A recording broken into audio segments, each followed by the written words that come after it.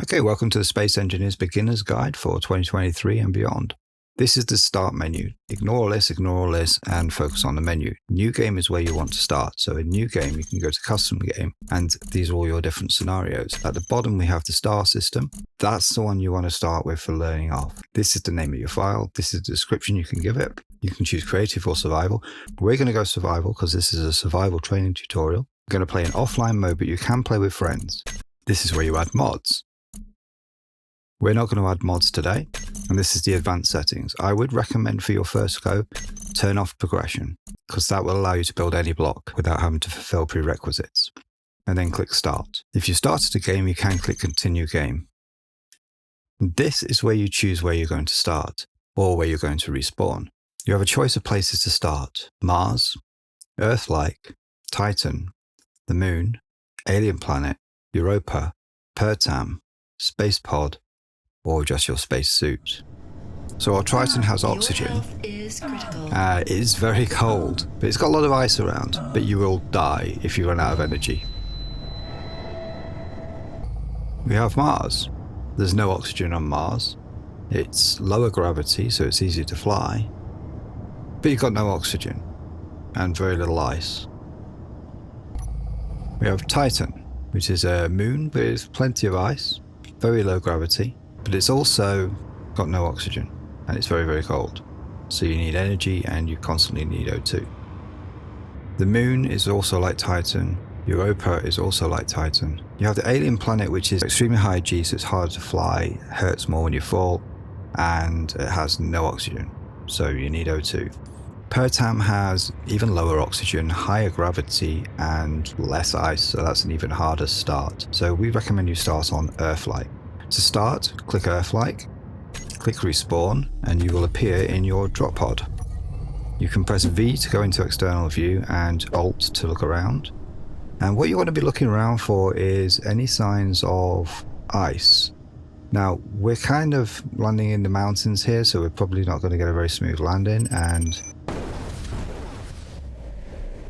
our drop pod is completely trashed. So in situations like this, just start again. Hold backspace to respawn.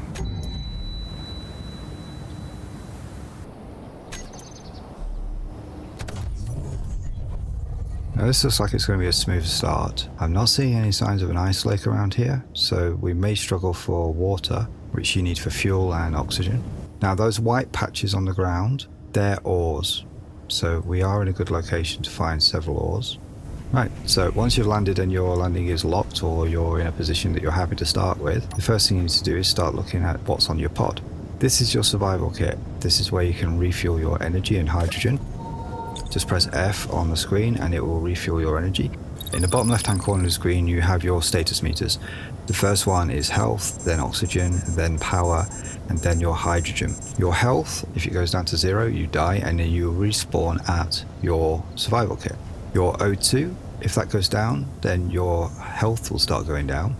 Your energy, if that goes down, this will depend on the environment you're in. On the bottom middle of your screen, we can see that we're on high O2 and a warm atmosphere. So in a warm environment where it's high O2, you're not going to immediately die if you run out of energy, but you will not be able to use your lights or your tools. And your H2 is for your jetpack. If you press X, you will be able to fly using your WSAD, E and Q, space, and C for crouch. Be careful, because if you hit the ground or hit a surface too hard, you will die and you will respawn at your drop pod. Also on this, you have your seat. In your seat, if you press I, you have a few items. You have a gun and some ammo, and you have a data pad. Press I to go into your inventory. If you right click your data pad, you can read what's on it. Now there's a GPS marker on here. You can create a GPS marker off that. Okay, in our GPS, we have our station marker. It's not currently visible, so we have to set it to show on HUD. We can say always visible if we want. And we see the stations over there 32 kilometers away. So that's one possible place you can go to get resources. But what we're going to do is we're going to have a look around the area here. If you bring out your drill, use your jetpack a little bit, but sparingly, Just get a bit of altitude and look for those white speckly areas that we saw before. Be careful of your hydrogen. There's one. Now be very aware that your hydrogen level is decreasing while you do this. So you probably want to resort to walking most of the way. Hold shift to run. Okay, we have found nickel. We have found cobalt. Now we're going to GPS mark this. Now the quickest way to GPS is open your charts, type /GPS cobalt. And we have created a marker there for cobalt, so we can see it from further away. Cobalt's an important one because you need that to build quite a lot more advanced stuff. Right, what have we got over here? Nickel, again, iron.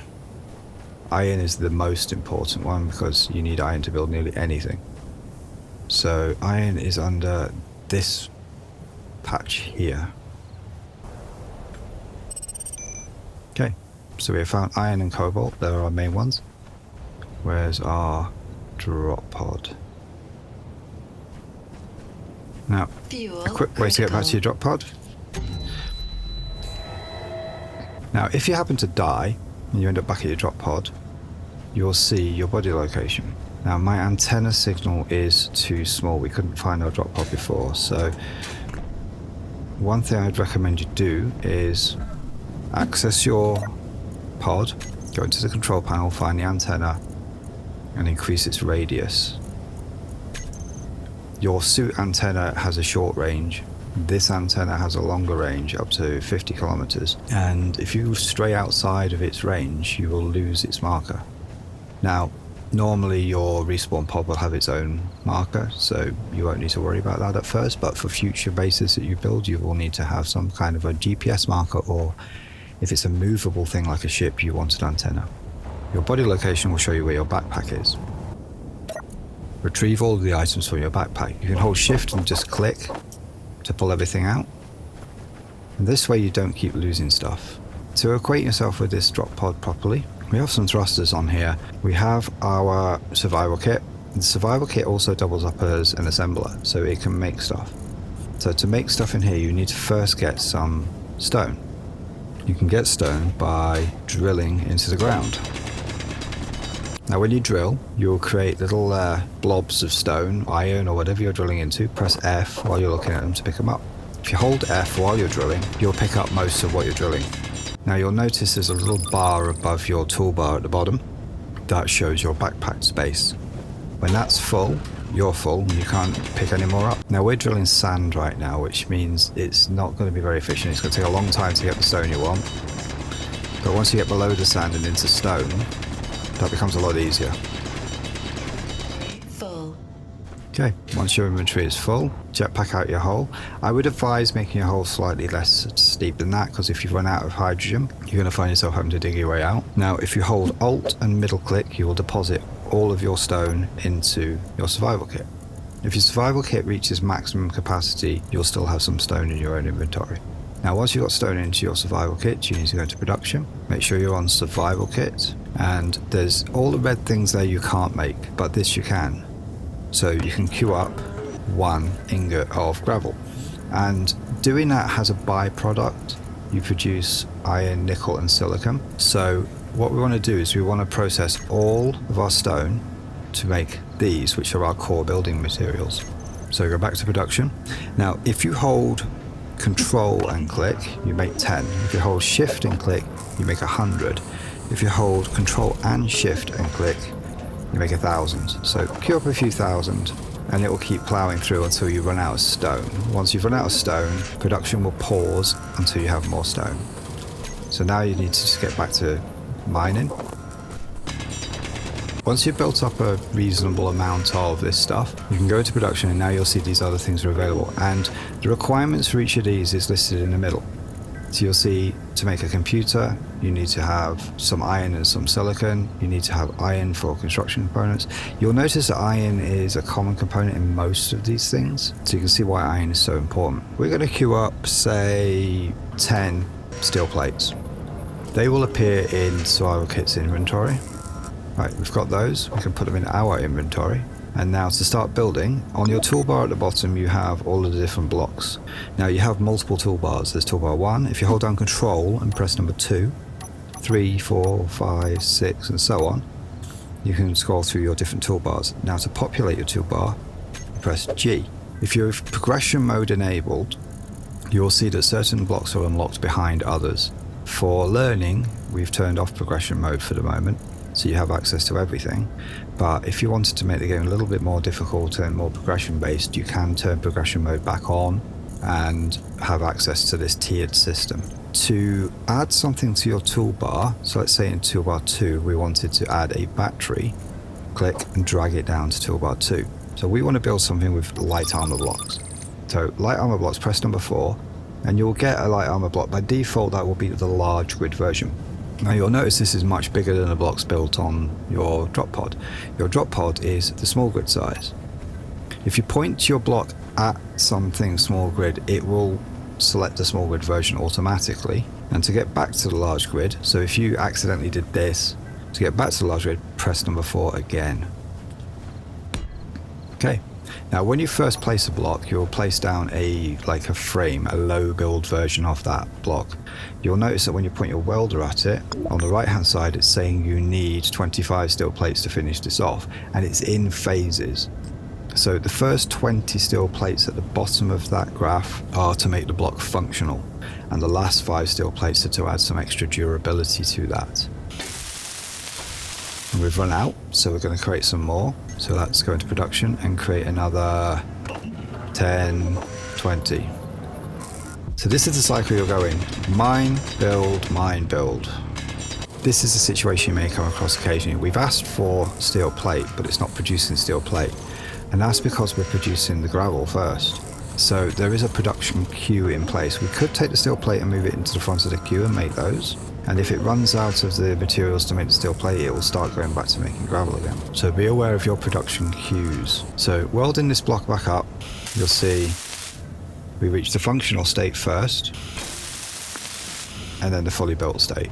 So that's the first block of our base. We are going to place down some more of these. You don't actually need necessarily to weld these up. Now, when we run out, we can take some of these steel plates back out of here. Be careful not to cut the grid in half though, because this at the moment is one whole grid. If we cut it in half, it becomes 2 separate grids. Right, we have a place to start with. Now we're going to need power. Wind turbines are the most accessible form of power if you're on a planet with atmosphere. If you're on another planet with, or a moon without atmosphere, you are going to need solar panels. 1, 2, 3, 4, 5, 6, 7, 8. 8 blocks is the recommended height for a wind turbine. Now, wind turbines, if you look at the very bottom component on the right hand side, you'll see that interior plate is the first thing you need to make this. So we're going to create a bunch of those. We have 1, so that's enough for us to initially place. Oh, here's a hydrogen situation right now. We're going to refuel our hydrogen and get our energy back up. Hydrogen comes from an O2H2 generator producing hydrogen and oxygen using ice. In the inventory on this system here, you'll see there's ice in the system. We've got 300 of it. We also have a hydrogen tank, which is hidden in the O2 generator somewhere here. We want to leave the ice in there because that'll help us produce our hydrogen. So yeah, when we run out of ice, we run out of hydrogen and we run out of oxygen. We don't have to worry so much about oxygen. We're in an environment where we can have our helmet open, so we're fine here. Although occasionally the weather will come in and you may find situations where you need to close your helmet. Let's fly up there and pop this on top. Right, now to weld this up, it's more kinds of components, and that's a lot to remember. So what you can do is, while pointing your welder at it, right click to add that to the build planner. And the build planner is basically, when you press G, you'll see it on here. So we've added 1 large grid wind turbine to the build planner. Now this little icon in the corner here tells you what kind of grid it is. Large grid versus small grid. Now to make that build, there's 2 ways we can do it. Add components from build planner to production queue and click that. Or you can shift middle click onto any of these accessible ports where you see the highlight on the outside, and that will place those components into the production queue. Now the production queue, when you're not hovering over anything specific, will tell you what you need. That part there is to produce the gravel, so we can ignore that. So iron we have 53, we need 204. We've got enough nickel, we've got enough silicon, so we need more iron. Now again, at the moment, because we only have a survival kit, we can only get iron from stone. So back to mining. It's worth noting that if you started with the space start, you can mine asteroids, and that will get you the same stone or resources. Inventory full. Now when you start finding it's getting a bit too dark, you can press L for your lights, but it will use energy, so use them sparingly. Alt, middle click to deposit. Or you could just go into the inventory and drag everything across. We have a battery on board here that's providing some power. You'll see there that there's 4 meters. That's like your battery power, so like in quarters. So we've got 3/4 of the battery available, but that will run down over time. Now there are things we can do to save battery power. So we could go into here and turn off, for example, the beacon. It's already off. Ore detector's on. Now there will be things hidden. So you'll notice there's a bunch of lights here. You can turn them off to save some power. Right, so now we've got all the materials made that we need for our wind turbine. To get them out, because they're in our build planner, middle click. That's all you have to do. Middle click, and that will put all of those resources into your thing. If you can't fit them all on because you're trying to build something too big, it will put some of them in. When you middle click the next time, it will pull the next lot. Now because we're going to fly to do this, I am going to have to top up my hydrogen.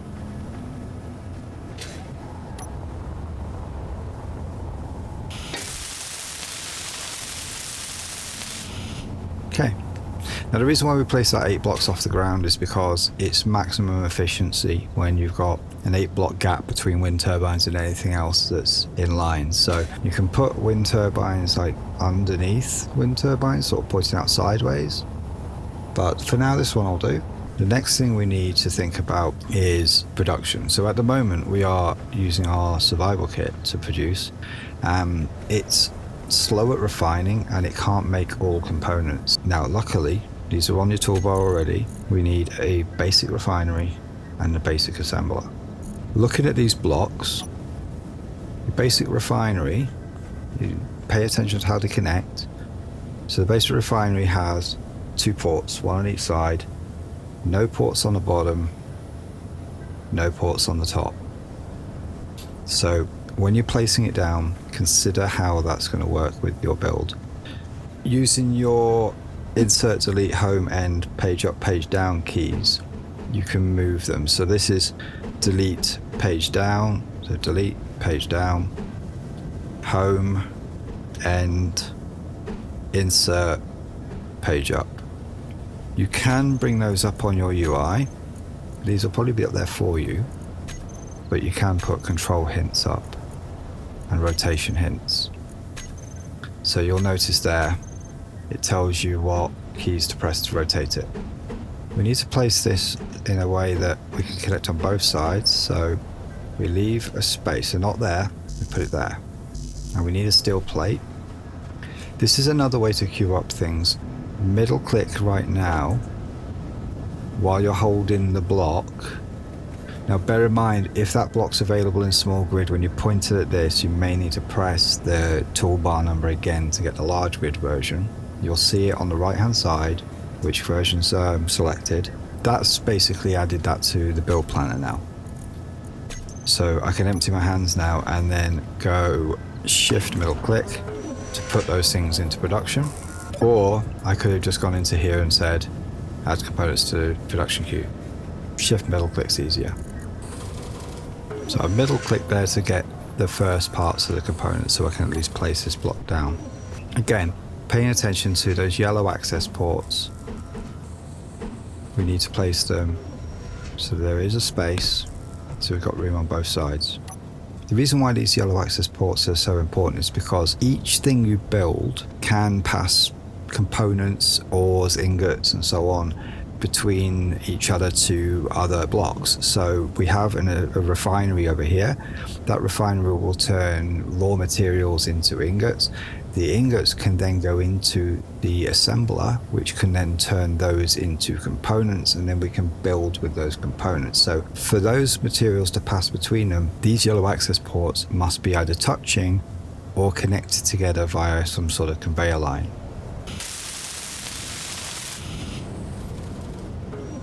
Okay, so now we've built our refinery, we can now start actually putting more advanced resources into here. The way this works is, this is your refinery queue, and these will be the ingots. The refinery is only for producing ingots, so it won't produce components. So we also need an assembler. So let's queue up an assembler, middle click and then a shift middle click to queue up and then produce. This is where the port is. That's where the port is for the refinery. We've got to pair them up. Now the whole point of these is this will let you refine iron, cobalt, so on. And this will let you build much quicker and allow you to build small steel tubes and various other components that we couldn't build with the survival kit, enabling us to have many more options. Full. Now what I'm not going to do in this occasion is put stone into the survival kit because it's less efficient. I'm going to place it into the refinery, and you'll notice that it produces things much quicker automatically without having to queue up gravel. Gravel is just a byproduct. So now we've got these, we can actually start putting this stuff into here to finish its building. Once we've actually finished this build queue, we don't need to use the survival kit to build anymore. We have enough materials to finish this build queue, so we can cancel that. Right click to cancel. Okay, now that we've finished our assembler and our refinery, we can actually start using these together to actually start producing stuff. And we have a port still available here, but what I think we do need to do is add our survival kit to this base.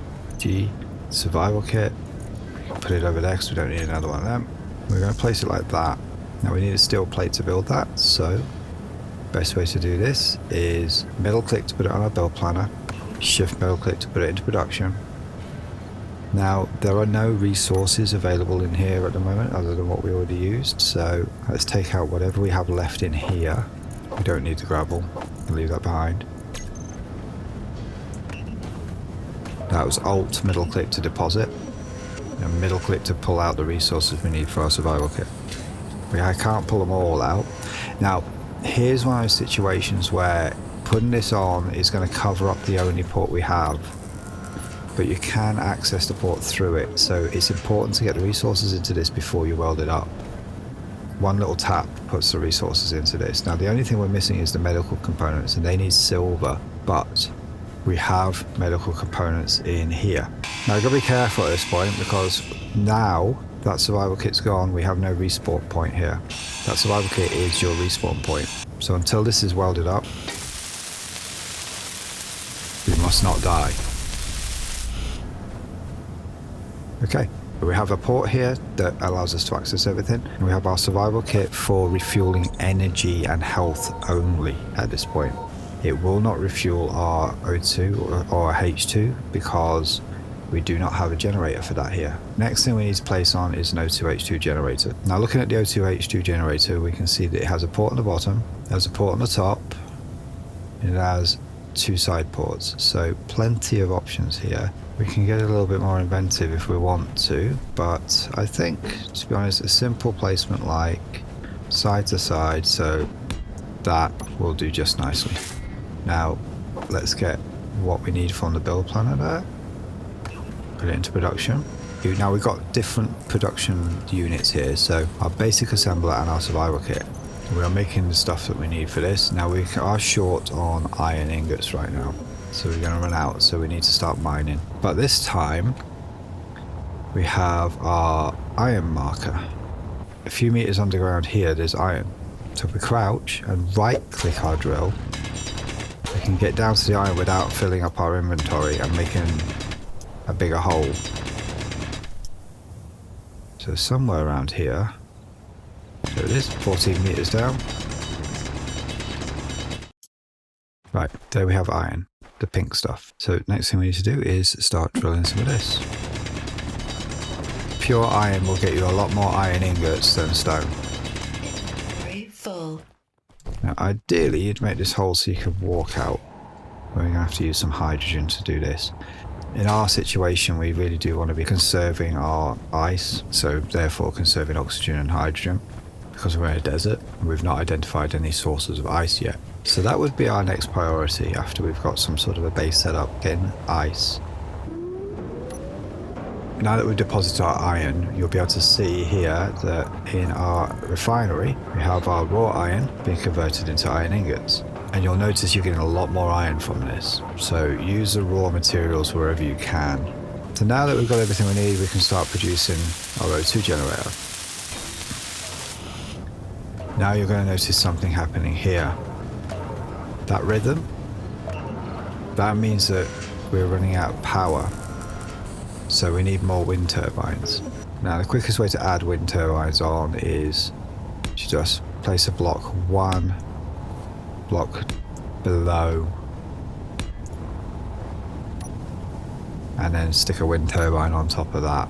So now we've added 2 extra wind turbines, we no longer have power problems. To check on your power situation, you can press K on any of the control panels and look at your wind turbines, and you'll see whether the wind clearance is optimal. So the top one is optimal because it's a full 8 blocks off the ground. The other 2 are a little bit closer, so they're just good, not optimal. They're only producing 5 right now because they don't need to produce more, but we can get up to 200 odd each. And the optimal one can produce over 300. Now let's take out the ice from here and the bottle, deposit them into here. So we've deposited our ice into here so we can use it to refuel our hydrogen now. Now we have a situation where we have a storm coming in, so the weather's not looking so good. Now what we can do is we can customize our screen here to show us the weather. So if you go to script under content and then choose weather, you can see there's a dust storm coming in. Let's make this area a little bit more accessible. So to change the block type, because so far we've only been building the default block, when you're on like a block that's got a plus on it, so these little things with a plus on it, all these other block types on the right hand side become available to them. To scroll between block types, use your middle mouse to scroll either way. So we want a normal ramp here, just to make it a little easier to get up to that screen. So this is the very basic start of a base. This is enough to get you started. You can use that access port here to access the entire system. So from here in the inventory, you can access absolutely everything. You can filter down by just show what's in this grid, just show things that are energy, just show things that are storage, or just show things that are like production facilities. And the little helmet thing shows what's in your own inventory. You can also have inventory side by side for easier dragging. You have access to your control panel with all of the blocks on this grid, production queues with the basic assembler, info about the grid if you need to know a bit more about it. So all of that is available from there. Okay, the next thing we need is cargo storage. Now there is a nice space right under there. We are going to find a cargo container, cargo, and place it there. Now we obviously need some resources. Now these cargo containers need metal grids. You can get some metal grids from these thrusters. So this is an example using the grinder to get stuff back. Eventually you probably want to grind down this entire ship unless you intend to convert it into something. So you could convert this into a little shuttle if you wanted to. So now we have our assembler, which can assemble every kind of block. We have our refinery, which can refine anything except for the really high-end stuff like platinum, uranium. A survival kit to keep us alive. An O2 generator to make sure we don't run out of hydrogen or oxygen. And a cargo container to act as storage for the overflow so that we're not limited by what these can hold. So this is your basic starting base, which will let you build virtually anything you want to start with, and you still have your drop pod here, which you can either salvage or convert into a ship. We do recommend you could possibly start with a rover to get those resources over there and build some kind of mining rig. To get a little bit more on that, we have our series in which I actually teach Speedweed, our brand new space engineer, how to build all of these things, and we work our way up to building absolutely huge things like battleships and space stations, right the way from this very beginning start. So catch us on Two Idiots on a Mission over here, and we will see you soon.